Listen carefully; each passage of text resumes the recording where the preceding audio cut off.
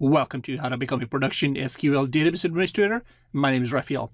In the previous video, we looked at the counters to monitor the CPU. In this video, we're going to look at the counters to monitor memory. So let's begin. We're going to start with the general memory counters, which are available megabytes, pages sec, and pages fault sec. And let's go over them briefly so we know what they mean. When we talk about available megabytes, we're talking about the physical memory in megabytes immediately available for allocation to a process or the system. The higher the value, the better. And what basically that means is monitoring the amount of physical RAM that you have on your system, and then it's being allocated either to SQL or other applications. So the higher number, the better. So that's a very simple thing to understand.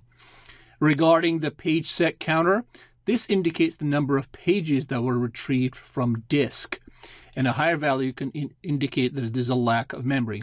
And remember when we said briefly that SQL is a hog for memory, and performance, it's better to retrieve data from memory rather than disk because it's a lot faster.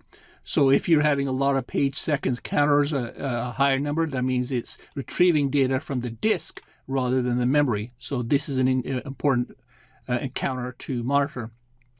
When we look at the monitor for page faults per second, this counter makes sure that the disk activity is not causing paging.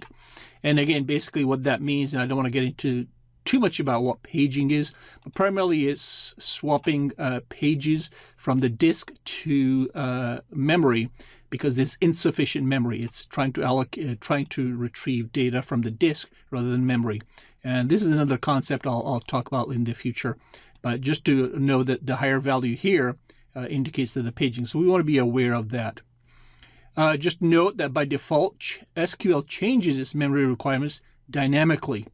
And what we mean by dynamically is that there is little intervention needed by the user.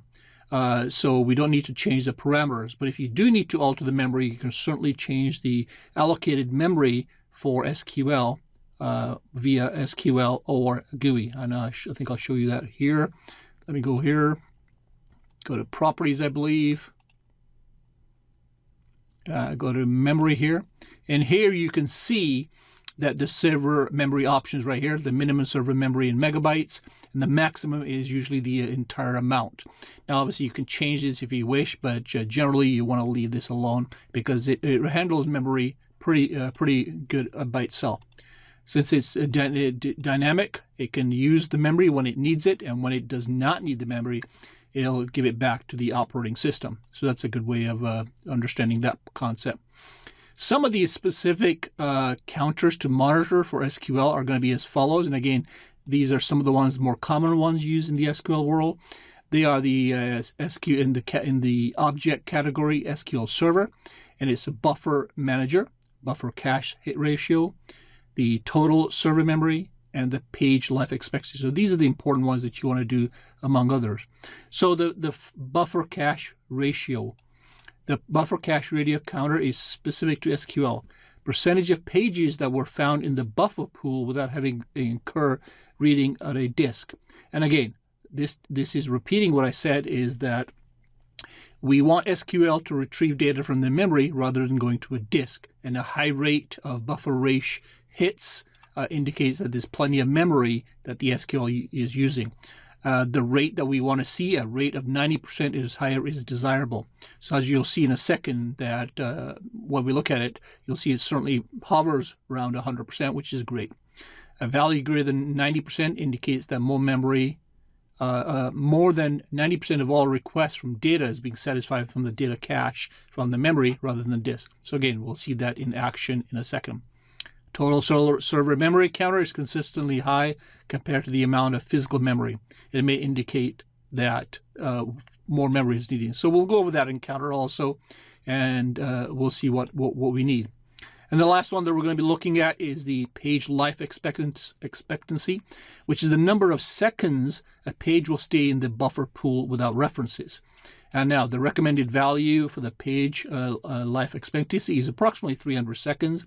And basically all that means is the longer the page or the data, remember the unit of data is page, stays in the buffer pool, meaning it's retrieving data from the memory rather than the disk, the better we're getting performance.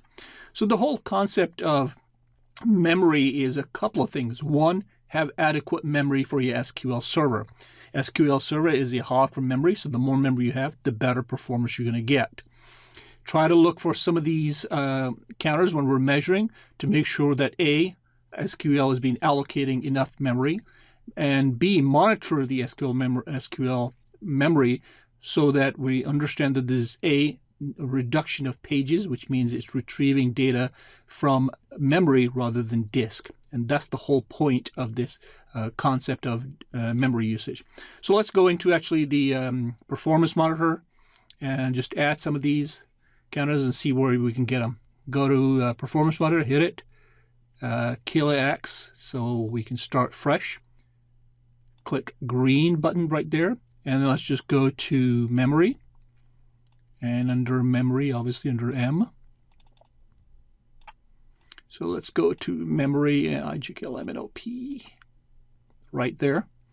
And the one we want, obviously, is megabytes. And again, click on the show description to get an idea of what it is. And we'll look at that one. Let me look at the other ones. Let me look at the SQL Server ones. And after this, I'm going to show you the disk one after this, and then we should be wrapping it up here, and then we'll talk about other aspects of performance. Excuse me. So let's go to Buffer Manager. The one we want is Buffer Cache Hit Ratio. Let's add that. And then we want also the Page Life Expectancy. Let's get that.